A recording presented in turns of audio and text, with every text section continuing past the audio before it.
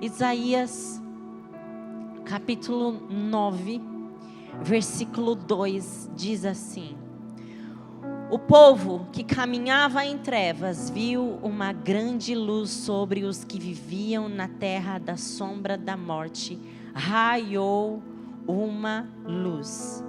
Fizeste crescer a nação e aumentaste a sua alegria. Eles se alegram diante de ti como os que se regozijam na colheita, com os que exultam quando dividem os bens tomados da batalha. Pois tu destruíste o jugo que os oprimia, a canga que estava sobre os seus ombros e a vara de castigo do seu opressor, como no dia da derrota de Midian. Pois toda bota de guerreiro usada em combate e toda veste revolvida em sangue serão queimadas como lenha no fogo. Porque um menino nos nasceu, um filho nos foi dado, e o governo está sobre os seus ombros. Ele será chamado Maravilhoso Conselheiro, Deus Poderoso, Pai Eterno, Príncipe da Paz. Ele estenderá o seu domínio e haverá paz sem fim sobre o trono de Davi e sobre o seu reinado estabelecido e mantido com justiça e retidão, desde agora e para sempre. O zelo do Senhor dos Exércitos fará isso. Baixa sua cabeça, vamos orar. Senhor Jesus, muito obrigada pela tua palavra, Senhor. Nós pedimos, Senhor, que o Senhor esteja conosco neste momento. Deus, que o teu Espírito Santo possa produzir aquela aplicação pessoal, individual, na vida de cada um dos teus filhos aqui nessa noite. Nós abrimos nosso coração, a nossa mente. Que quem está em casa, Senhor, nesse momento nos assistindo ao vivo, Senhor, ou depois, Pai, que também possa ter o seu coração completamente aberto, Deus, para as tuas verdades, para as verdades da tua palavra. E que o teu Espírito Santo, Senhor, venha nessa noite trazer renovo, consciência, transformação. Essa é a nossa oração em o nome de Jesus. Amém e amém. Queridos, está chegando o Natal, amém? Hoje, dia 1º de dezembro, faltam 24 dias para o Natal. E a gente já começou a ver as luzes de Natal pela cidade. A gente já começou a decorar a nossa casa. Como vocês podem ver, os pastores dessa casa, a pastora gosta de pisca-pisca, gosta de Natal, amém? Você também gosta? Eu gosto de Natal, gente, mas as minhas irmãs, elas gostam num nível elevado, assim, porque eu acho que era 1º de novembro, elas já estavam montando a árvore de Natal.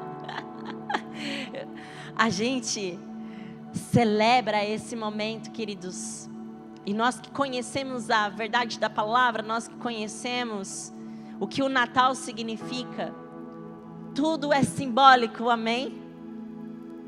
É verdade que muitas pessoas têm passado pelo Natal achando que é simplesmente mais um feriado onde precisa correr pro shopping, passar o cartão de crédito, passa, dá até aquele frio na barriga de pensar quando vai chegar a fatura do cartão de crédito em janeiro. E presenteia, faz aquela ceia, passa o dia cozinhando, bota aquela roupa bonita, depois fica sentado na sala. Para muitas pessoas, Natal é simplesmente isso, é só isso. Mas para nós que somos cristãos, para nós que conhecemos a verdade do Evangelho, nós sabemos que o Natal,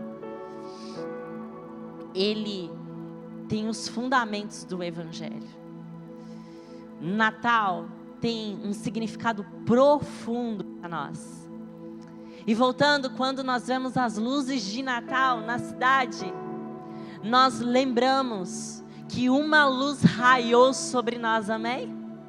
Aqui, como diz Isaías, no capítulo 9, que nós acabamos de ler, o povo que caminhava em trevas viu uma grande luz. Resplandeceu uma grande luz sobre o povo que estava em trevas. E deixa eu te falar uma coisa. A primeira verdade do Natal que nós precisamos ter consciência, queridos, é que Lá no tempo de Isaías, o povo estava em trevas. Quando houve a profecia a respeito de Jesus, o povo estava em trevas. Quando Jesus nasceu, o povo estava em trevas. E hoje, 2024 anos depois, nós continuamos com o mundo em trevas, amém? Quando nós falamos em trevas, queridos, nós precisamos falar de pelo menos 2 significados: trevas de maldade e trevas de ignorância. Como assim, pastora? Nós temos maldade no mundo, queridos. O mundo está em trevas porque desde a queda do homem, desde esse desligar, essa morte espiritual, há maldade no mundo, há escuridão no ser humano, há trevas no ser humano. Nossa, pastora, como assim? Eu só conheço pessoas de luz. Ontem eu estava voltando para Joinville e levei o Luca para passear, e eu vi uma cena que retrata um pouco disso que eu quero te falar sobre a maldade. Eu parei para abastecer o carro e eu me deparei com uma cena muito triste. Tinha uma pessoa alcoolizada na porta do posto e chegou uma viatura, policiais, e eu ouvi ele falar para a frentista que estava me atendendo: desligar as câmeras que a gente vai tirar esse cara. E ele estava com um cacetete enorme na mão. E aquilo me deixou completamente sem reação. A única reação que eu consegui ter naquele momento é sair do carro desesperada e falar para a moça: ei, eu tô com o meu filho aqui. E a gente parou o carro, o Luca estava praticamente de frente para essa pessoa que estava no chão alcoolizada. Eu falei: eu não sei o que vocês vão fazer, mas me deixa sair daqui primeiro. E eu saí tão angustiada porque eu não sabia o que eu fazia. Eu não tive nenhuma outra reação, e eu comecei a pensar sobre essa palavra e sobre a maldade. E pensar: meu Deus, quantas mais situações de maldade que eu vou querer privar o meu filho. A verdade, queridos, é que a gente está num mundo caído. Tem pessoas que infelizmente desistem de ter filhos porque falam: eu não vou colocar filho num mundo como esse. Deixa eu te falar, a gente coloca os filhos no mundo porque eles vão ser a luz de Jesus nessa terra. Então, queridos, nós temos essa realidade natural, espiritual, de que o mundo está em trevas. Trevas de maldade. Quando Jesus nasce, o rei é Herodes. Herodes manda matar todos os meninos, todas as crianças, porque tinha medo de perder o seu poder, porque tinha medo de perder o seu governo, porque sabia da profecia. Era um tempo de injustiça, era um tempo de opressão social, era um tempo de fome, era um tempo de muita maldade. E hoje não é diferente, basta você ligar a televisão nos noticiários e você vai enxergar o tanto de pessoas sequestradas, o tanto de pessoas mortas. A maldade existe.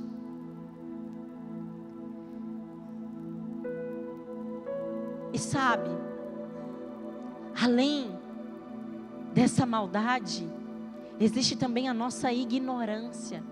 Quando a gente volta aqui para o capítulo 8 de Isaías, e a gente lê o final ali no versículo 19, o profeta Isaías está falando para esse povo assim: olha, quando disserem a vocês, procurem um médio, ou alguém que consulte os espíritos e murmure encantamentos, pois todos recorrem a seus deuses e aos mortos em favor dos vivos, respondam à lei e aos mandamentos.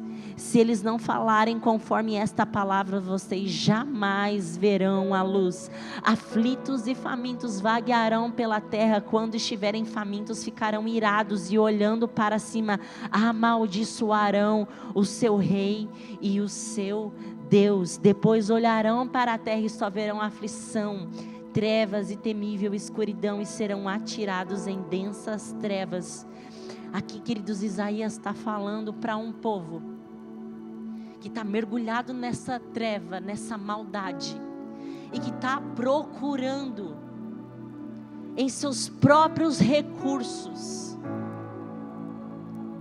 que está procurando na própria terra algum conhecimento, alguma verdade, algo que faça solucionar o problema da maldade. E não é diferente 2024 anos depois. O homem continua achando que é Deus. O homem continua colocando a sua esperança na tecnologia, na política,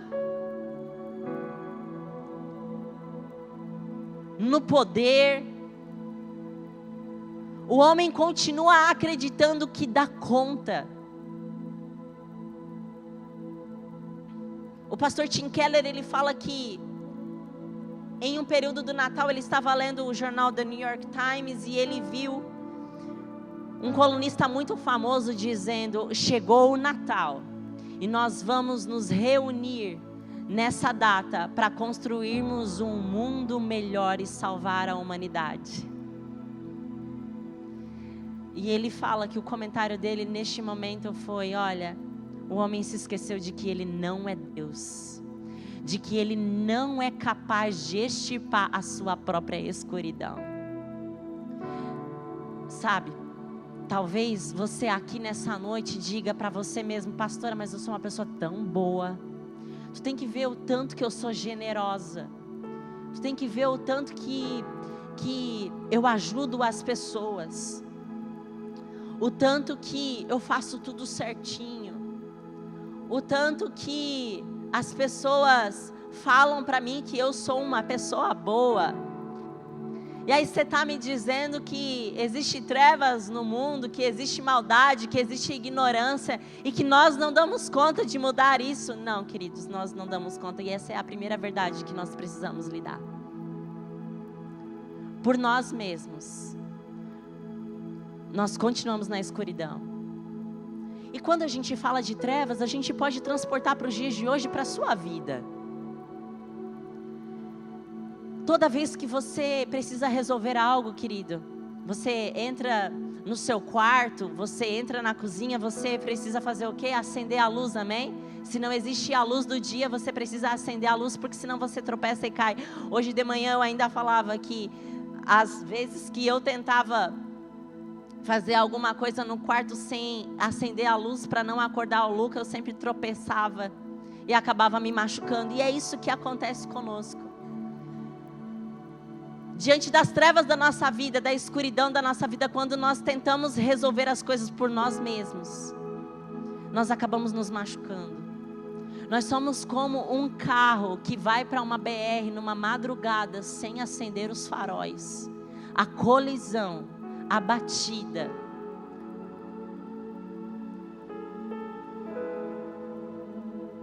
a dor se torna algo inevitável.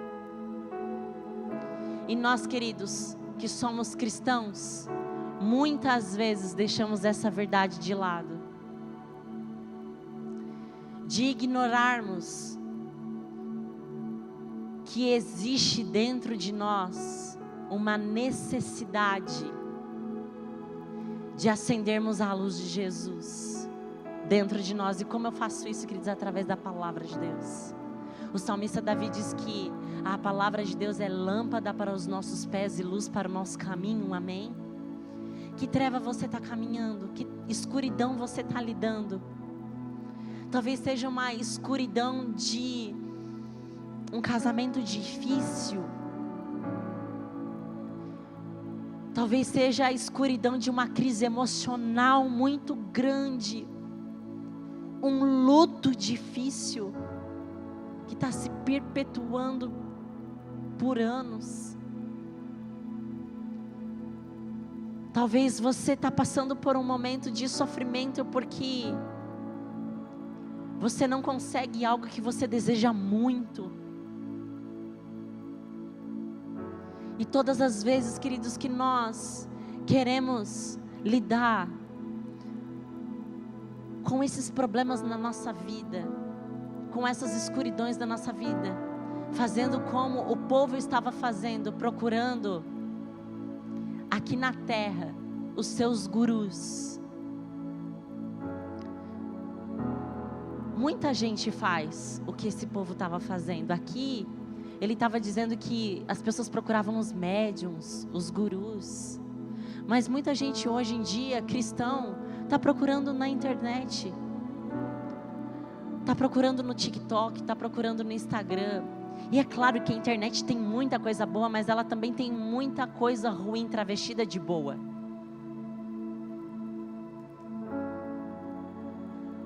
Toda vez que nós tentamos buscar em nós mesmos, e nessas coisas daqui, queridos, soluções para a nossa vida, para a nossa escuridão, nós nos machucamos. E essa é a primeira verdade do Natal, é que havia trevas, que nós estávamos em trevas, mas que uma luz raiou, amém? E quando Isaías fala sobre resplandecer a luz, ele usa o exemplo do sol. E o sol, queridos, ele nos dá vida, amém? Jesus é o sol da nossa vida, que ilumina a nossa vida. Sem sol, queridos, planta murcha, as coisas congelam, tudo perde a vida. Sem o sol de Jesus na nossa vida, a gente se entrega aos vícios. Sem o sol de Jesus na nossa vida, a gente se entrega ao descontentamento crônico, à insatisfação crônica. Sem o sol de Jesus na nossa vida, a gente perde o sentido. A gente corre atrás do vento. A gente torna coisas como sexo, dinheiro, poder, ídolos na nossa vida. E a gente se machuca. Sem a luz de Jesus, queridos, sem entendermos que Cristo é esse presente que nos foi dado, que nos dá verdadeiro significado, que tira a nossa apatia espiritual. Sabe, o diabo não está preocupado se você é frequentador de igreja. Se você continua numa apatia, numa frieza espiritual, ele não está preocupado com você. Nós precisamos, queridos, reconhecer que nós precisamos da vida que só em Cristo nós podemos ter.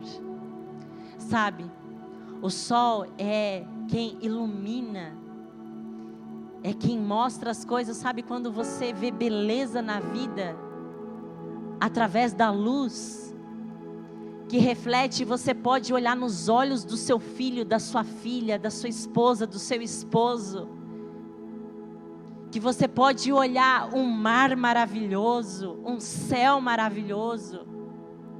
Você só enxerga tudo isso por causa da luz, e você precisa enxergar isso através da perspectiva de que tudo isso é uma beleza criada por Deus e revela a Deus, e tudo é para Ele. Lá em Atos diz, porque nele nós vivemos, nos movemos e existimos. Fora dele não tem vida. Fora dele não tem vida. Talvez você está aí andando como um morto-vivo, porque você tem se afastado da luz de Jesus sobre a sua vida. Porque a luz de Jesus também traz verdade. A luz de Jesus ilumina todas as nossas verdades, queridos, e todas as nossas mentiras. A luz de Jesus bate na gente e mostra todas as imperfeições que nós temos. E é por isso que a graça de Deus, ela é escandalosa, porque a gente olha para isso e percebe que nós somos amados, perdoados, redimidos, justificados. Aleluia, glória a Deus por isso. Deixa o sol de Jesus entrar na sua vida e te fazer caminhar na verdade. Hoje de manhã eu falava: casais, não abram mão da verdade. Custe o que custar, preze pela verdade. A mentira é como um objeto que está na areia do mar. Uma hora o vento bate, o mar vem e fica descoberto. Ande na luz de Jesus, ande na verdade. Caminhe na verdade, que o seu sim seja sim, que o seu não seja não. Seja íntegro, seja inteiro. Quem você é para sua esposa, para o seu marido. Às vezes a gente entrega a pior versão para as pessoas que estão dentro da nossa casa. Deixa eu te falar, seja íntegro, seja inteiro. Entregue o melhor para a sua família, comece por lá. Busque ser o melhor esposo, busque ser a melhor esposa. E saiba que sem a ajuda do Espírito Santo você não vai conseguir. Hoje de manhã eu falava que quando eu peguei o Luca no colo e fui para casa, eu pensei: meu Deus, eu quero voltar para o hospital. Lá tinha a enfermeira 24 horas, eu não precisava me preocupar se ele estava respirando ou não. E agora é comigo. E eu lembro de um conselho de uma amiga minha, muito próxima a mim, que ela falou: Marlise, pegue o Luca no colo, pegue o Luca nos seus braços e ore pedindo ao Espírito Santo de Deus que Ele te ensine a ser mãe. Queridos, essa é uma oração que eu faço todo santo dia. Espírito Santo, me ensina a ser uma mãe. Lá no início era medo de que acontecesse alguma coisa e eu não desse conta de manter aquele bebê tão pequeno e frágil vivo. Hoje são outros medos. E eu aplico isso, queridos, para todas as áreas da minha vida, porque eu reconheço que sem a luz de Cristo me trazendo a verdade sobre as coisas, eu caminho na escuridão e eu tropeço. Deixe o Espírito Santo de Deus falar ao seu coração nessa noite. Traga a luz, traga a verdade, ande na verdade, caminhe na verdade. Quando você caminha na verdade, querido, é o Senhor que advoga a sua causa. É o Senhor que te mantém de pé. Então, queridos, o sol representado, ele nos dá vida, ele nos mostra a verdade e ele nos dá alegria, amém? Em países onde não tem a incidência do sol, há um índice extremamente alto de suicídio e de depressão maior. Porque o tempo sem o sol acaba afetando o humor das pessoas. Você não fica feliz com aquele dia de sol, que o céu está azulzinho, o seu humor não parece, que você abre a janela e parece que você está mega feliz. Você vai até com outro humor para encarar o dia, os desafios do dia. O sol nos dá essa alegria, e o Espírito Santo de Deus quer produzir essa alegria todo dia em nosso coração, independente da fase, da estação que você esteja. Ah, pastora, mas eu estou numa fase tão difícil. Nós temos o grupo de intercessão aqui na igreja, queridos, e toda vez que eu olho por cada pedido ali para orar, eu penso: meu Deus, Jesus, tem misericórdia, Senhor. Porque eu sei, queridos, que muitos de vocês têm passado dias muito difíceis. São pais operando filhos de 6 meses de idade. São filhos perdendo os pais. São pais perdendo os filhos, criança ainda. Talvez você seja uma mãe aqui que acabou de perder o seu filho. Você seja um filho que acabou de perder o seu pai, perder a sua mãe. Eu quero dizer para você que apesar dessa estação difícil, o Espírito Santo de Deus tem alegria para te dar, para trazer ao seu coração. Ah, pastor, o meu casamento está tão difícil. Ah, pastor, eu tenho passado dias tão difíceis com os meus filhos em casa. Peça ajuda ao Espírito Santo de Deus para Ele trazer a verdade ao seu coração. Hoje de manhã o Espírito Santo de Deus bateu muito forte no meu coração para eu pregar sobre pais e filhos. E nem é o contexto dessa mensagem. E eu falei sobre como nós como família precisamos preservar, guardar os nossos filhos. Sabe, esposa, se o seu marido errou, não é na frente do seu filho que você vai corrigir ele. Você jamais pode falar mal do seu esposo para o seu filho. Se o seu marido fez algo contra você, é relação marido e mulher, o seu filho não tem nada a ver com isso. Você é divorciado, você é divorciada. O que aconteceu para o seu divórcio não tem nada a ver com o seu filho, com a sua filha. O que aconteceu foi em relação entre marido e mulher. Para o seu filho, preserve a imagem da mãe, preserve a imagem do pai. Ah, pastora, mas tu não sabe o que ele fez para você, ele não fez para o seu filho. Lá na adolescência, o seu filho vai conhecer os seus defeitos, os defeitos do pai, os defeitos da mãe, é normal. Mas você é homem, você respeita a sua mulher, você honra a sua mulher, e você jamais joga os seus filhos contra ela. Você é esposa, você jamais desrespeita o seu marido na frente dos seus filhos, na frente de ninguém, na verdade. Não deve haver desrespeito em nenhum momento. Mas sabe por que tem tantas crianças, queridos, com comportamento extremamente agressivo? Tantas crianças com comportamentos que os pais não estão dando conta. Vai olhar para a relação dos pais, os pais ficam brigando na frente dos filhos, jogando um contra o outro. Está vendo sua mãe? Está vendo o que ela faz? Está vendo seu pai? Olha só isso.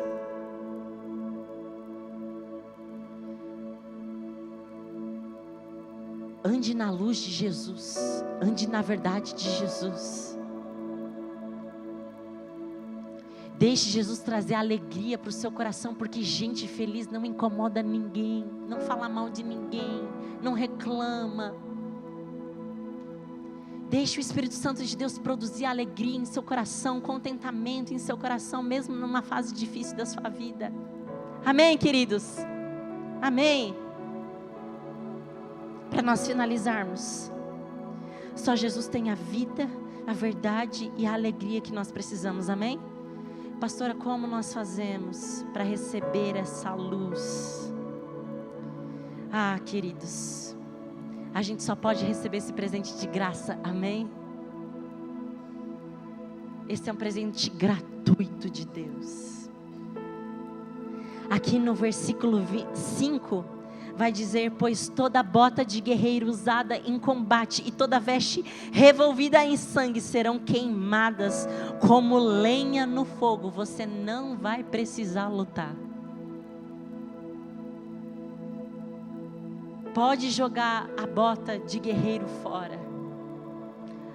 Pode jogar fora a veste.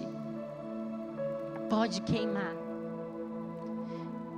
Porque um menino nos nasceu, um filho nos foi dado, e o governo está sobre os seus ombros. Isaías 53, vamos ler juntos? Texto maravilhoso, lindo.